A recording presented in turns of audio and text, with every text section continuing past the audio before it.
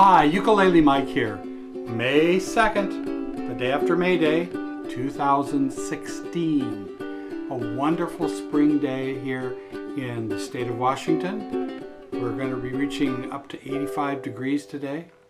And it'll cool off a little bit tomorrow down to 75 maybe. Back to our usual 60s on Wednesday. But in the meantime, we're enjoying this wonderful, wonderful spring weather.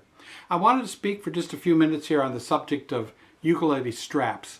I've spoken about this before, and I've had numerous questions regarding straps. When we did our ukulele cruise a year or so ago, we had a lot of people, well, we had 60-some students, and there were a lot of people questioning, why you use a strap, or is it really permissible, to use a strap. And there's a lot of ukulele players who don't use straps, particularly those who play soprano ukes, little smaller ones. But sometimes when you get up to a tenor and even a baritone particularly, you're going to need probably some support to hold it, particularly if you're standing with it in performance or something like that, or if it's just, it's kind of cumbersome to hold. Also, when you are playing, oftentimes you are using your left hand to support the neck without a strap. And that makes it a little challenging to play some chords, particularly if you're going up the fingerboard, or you're going to an E minor chord where your hand has to move positions. When you move your hand into a different position, then you lose that stability of holding it. And all of a sudden your fingers are in the wrong fret, you're in the wrong place.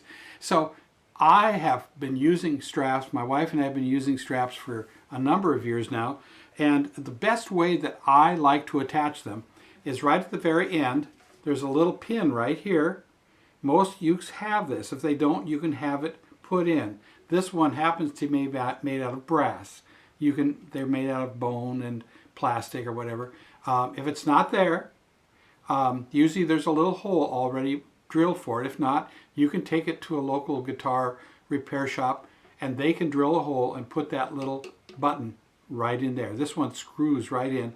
There's a little end block. There's a little piece of wood in here that goes into. Now, if that's not there, sometimes it's a little challenging to put that there because the wood is too thin and it won't support it. So you want to make sure to take it to a reputable repair person who will just put that in correctly. There needs to be a little block of wood in there for that to screw into securely.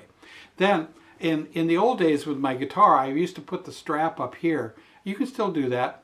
You can take the end up here. There's usually a little hole in the leather where you can put a shoelace or something, or a piece of leather through there and tie it through and do that. But the problem that I find with that is that when the strap is coming over my shoulder, coming right down across the top of the nut here, then my thumb is always running into the strap, and that gets in the way. So the cure for that is having a second button put right here, not on top, but on the side here of the heel. And that has to be properly screwed in and drilled and everything. You don't want to, if you think you're handy enough with wood, you can do it yourself, but you should take it probably to a reputable guitar ukulele repair shop and do that. They put that, if you put it up here and you tie this on, then you run the risk of it slipping off. It's almost slipping off right now, but I didn't get it on all the way. So if you want to make sure that it's on this outside of not this side, not the inner side towards you, but this side, so that when it comes around this way and around your neck, take my hat off here, I got messy hair. That's the downside of the strap, is you always got to adjust it with your hat off, if you're wearing a hat. Okay, so this way, the pressure pulling up around your neck will then pull against this and it won't slip off. There's nothing worse than standing up there in a performance and having one end or the other come undone and you have your instrument fall to the ground and bounce a few times. That's a nasty feeling. You don't want to have that happen. So put a little a button right there. This one is brass. You can get silver ones too, and this one at the end is also brass, but you can get, like I said, you can put an ivory, no, not ivory, they don't do that anymore, a bone or plastic little button at the end. Now, This particular strap is very thin, which is ideal for the ukulele. You can get guitar straps that are a little bit thicker than this out there, but you don't want to get the big honking ones with metal clips and sliders and everything, because it's really cumbersome with your instrument. And those metal things, I hate them. They scratch my instrument up. So I always stick with fabric, leather, cloth, even light plastic or whatever. This particular one was made by Teresa Bolin, who lives in Japan. She's a ukulele player, wonderful flautist, and you can Google her, Teresa Bolin, and she made this for my wife a few years ago. I don't know if you can see that or not, but that is traditional kimono fabric.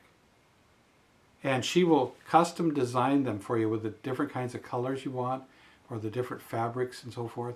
She's got a great collection of straps. But at any rate, there you have it. The strap stays on, the ukulele stays up. You can reach over to your stand, pull your music, open it up. You can pick up your pick if you're using that. You can pick up your capo. You can, move your tablet, pages, whatever, and there your instrument stays, and you're safe. You can stand up or you can sit down with it, whichever. Sometimes even when I sit down, I will put the strap on, because once again, when I release my hand to move it up the fingerboard, the the ukulele stays right there. Okay, so I've got a few more videos coming up this week. I'm going to be doing some on percussive rhythm exercises for pop and jazz ukulele. So stay tuned to that. I'm also working on my fourth volume, my fourth ebook of my chord melody series.